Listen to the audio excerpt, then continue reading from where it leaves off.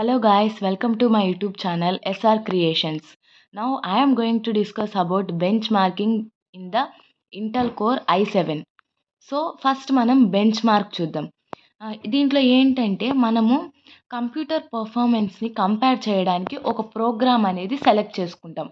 A program is selected for using comparing computer performance. So ఇక్కడ మనము spec అనే కీవర్డ్ని యూజ్ చేస్తాము.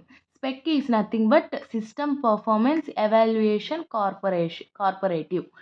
సో ఇది ఇది ఏంటంటే కంప్యూటర్ వెండర్స్ అనేవాళ్ళు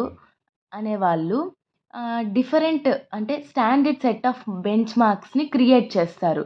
అది ఎక్కడ అంటే మోడర్న్ కంప్యూటర్ సిస్టమ్స్లో క్రియేట్ చేస్తారు. దీని అంతటిని సపోర్ట్ చేసేదాన్ని స్పెక్ అంటాము.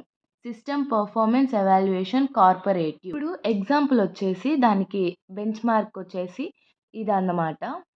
సో ఇప్పుడు ఇక్కడ ఏంటంటే dividing the execution time of a reference processor by the execution time of a measure computer normalise the execution time of measurements.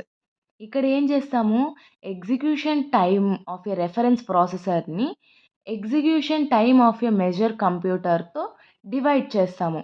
అప్పుడు ఇది ఏంటంటే ఎగ్జిక్యూషన్ టైమ్ ఆఫ్ మెజర్మెంట్స్ని నార్మలైజ్ చేస్తుంది.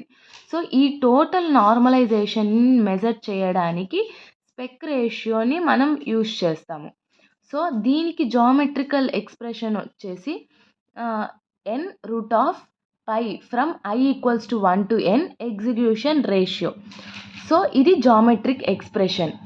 సో ఇప్పుడు spec power benchmark. So ఇది first ఇది ఒక table అనుకో. టార్గెట్ లోడ్ 100%, పర్ఫార్మెన్స్ వచ్చేసి ఇంత ఇచ్చాము, యావరేజ్ పవర్ వచ్చేసి 25% ఇచ్చాము.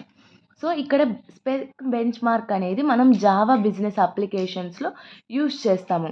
ఇది ప్రాసెసర్, మెయిన్ మెమరీ, క్యాచ్, కేక్ని, జేవిఎం అంటే జావా వర్చువల్ మిషన్ని, కంపైలర్ని, కొన్ని పీసెస్ ఆఫ్ ఆపరేటింగ్ సిస్టమ్ని ఎక్సర్సైజ్ చేయడానికి ఈ స్పెక్ బెంచ్ మార్క్ అనేది మనం యూజ్ చేస్తాం. So overall SSJ minus OPS per వాట్కి వచ్చేసి ఇది ఫార్ములా.